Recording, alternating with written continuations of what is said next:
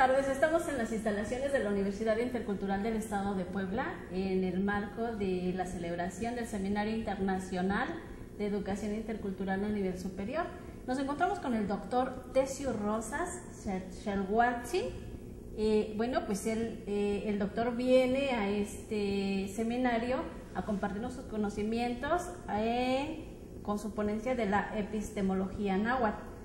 Él es doctor en estudios latinoamericanos en la Facultad de Filosofía y Letras de la UNAM, tiene postdoctorado en antropología lingüística del Instituto de Investigaciones Antropológicas de la UNAM también, y bueno, pues ha realizado su trabajo de campo en distintas regiones náhuatl del país, en los Andes, en comunidades aymaras, con población afrodescendiente en Bolivia y Cuba. Sus líneas de investigación son la relación entre la lengua y la cultura. Y bueno, pues damos la bienvenida, doctor. Gracias por estar aquí. Bienvenido a este seminario. Y bueno, pues quisiéramos empezar con la primera pregunta. ¿Usted podría explicarnos cuál es su reflexión crítica sobre las aportaciones de Miguel León Portilla en su obra La filosofía náhuatl? Claro que sí. La filosofía náhuatl de Miguel León Portilla se publicó en 1956. En esa época llamó muchísima la atención porque estaba haciendo lo que después se sabría que iba a ser un parteaguas en la forma de acercarse a la cultura náhuatl. Sin embargo, a casi 6 décadas, a 56 años de esa publicación, que parecía que haya dado todo lo que tenía que dar, podemos encontrar nuevos elementos a partir de una relectura que son muy fructíferos en esos momentos en que el desarrollo sobre la cultura náhuatl ha tenido mayor interés en espacios de distinto tipo. Pero para entender la filosofía náhuatl de León Portilla tendríamos que regresar un poco más a lo que él está haciendo como ese parteaguas. De hecho, se trata de una interpretación de la cultura náhuatl, y esa interpretación, como de una forma sistematizada, surge de hecho desde hace 5 siglos. En el siglo XVI, con los primeros frailes evangelizadores, ya había una intención inmediata y urgente de interpretar la cultura náhuatl con objetivos de convertirlos al cristianismo. De esta manera, las primeras órdenes religiosas, principalmente los franciscanos, se dieron a la tarea de sistematizar las tradiciones náhuatl antiguas de los mexicanos y además su lengua. De esta manera, en el siglo XVI surgieron gramáticas o artes, como les decían, surgieron vocabularios y recopilación de la historia tradicional. A partir de esto surgieron distintos documentos en el que se sentaron las bases para lo que ahora se conoce como una antropología. En esa época se recopiló todo este sistema de pensamiento en una forma pensada para poder evangelizar, es decir, se tomaba a la cultura náhuatl como el origen, como el base donde se va a trasladar el pensamiento cristiano. De esta manera fue el primer intento en que se sistematizó la cultura náhuatl de una forma sistémica. Durante toda la colonia van a seguir profundizándose los estudios de distinto tipo lingüístico, histórico, cada vez se van a ir afinando más detalles, después de lo que se convirtieran en disciplinas se van a ir especializando. En el siglo XX hubo un cambio, ya no era la necesidad de evangelizar, sino surgió una política de Estado que era el indigenismo, era cómo acercarse a la situación indígena.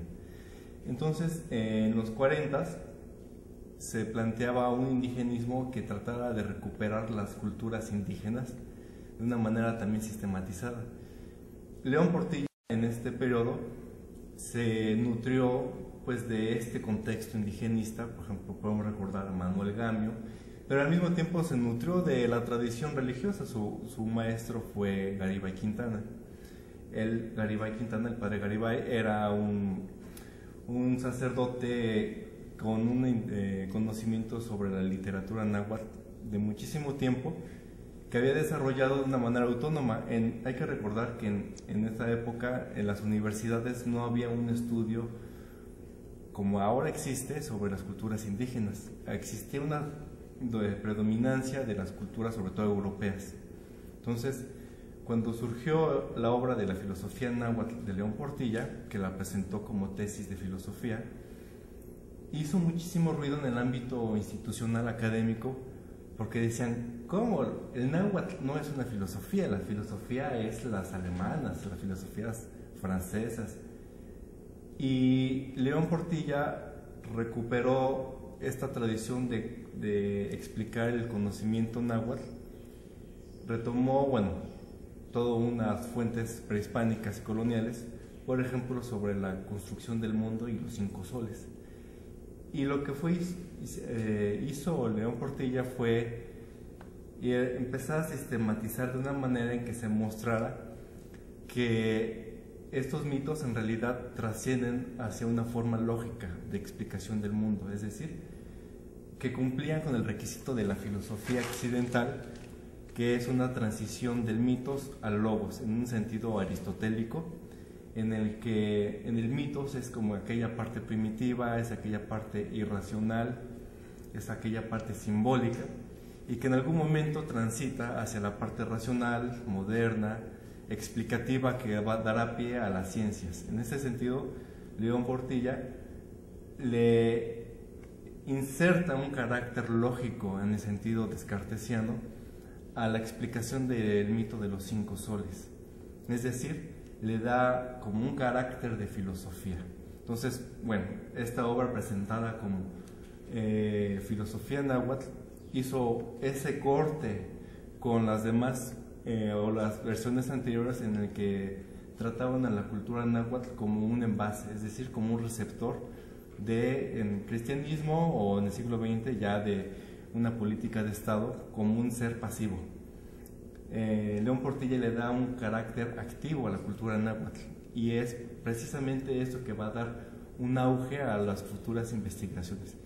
Sin embargo, a casi 6 décadas la relectura también tiene que hacerse más crítica, es decir, esta lógica a la que León Portilla le tuvo que dar para que se convirtiera en una filosofía, porque estaba como tratando de reivindicar a la cultura náhuatl a un nivel como de igual con Occidente, se tiene que repensar porque fue una imposición de la lógica.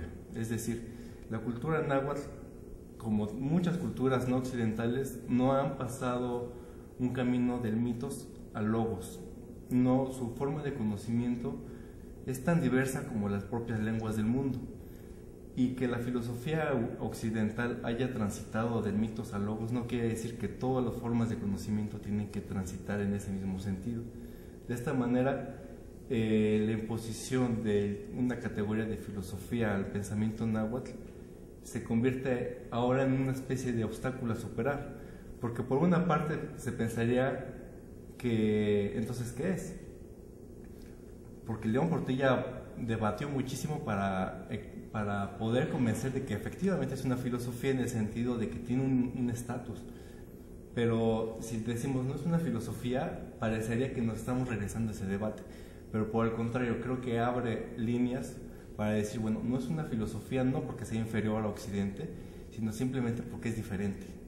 Es decir, no tenemos por qué reinterpretar la cultura desde un sistema creado desde Occidente, porque la misma cultura náhuatl tiene su propio sistema de creación del conocimiento. En este sentido, planteo que la epistemología náhuatl es esa forma de estructurar su propio conocimiento, pero ahí mismo también tenemos un conflicto, porque regresamos otra vez a las categorías, en este caso la categoría griega del episteme y del logos, regresamos al logos. Y eso es algo en el que estamos insertados en el mundo científico académico, es decir, recuperamos los sistemas de conocimiento occidentales para aplicarlos en los conocimientos originarios. Entonces, bueno, esto lo que nos revela es un panorama en el que se va a tener que seguir trabajando para que ya no sea solamente activa la cultura náhuatl en el sentido que propuso León Portilla, sino que ya no sea una interpretación de la cultura náhuatl, sino una interpretación desde la cultura náhuatl, es decir, que desde desde la propia comunidad, desde las formas tradicionales o desde los propios intelectuales nahuas puedan reconstruir un sistema de conocimiento náhuatl en el que las categorías que se explican correspondan realmente a lo que están interpretando o describiendo y no a una categoría creada desde un contexto alemán o francés. Entonces, ese es como un reto que en ese momento se recupera además cuando empezamos a tener acceso a nivel superior de los pueblos indígenas.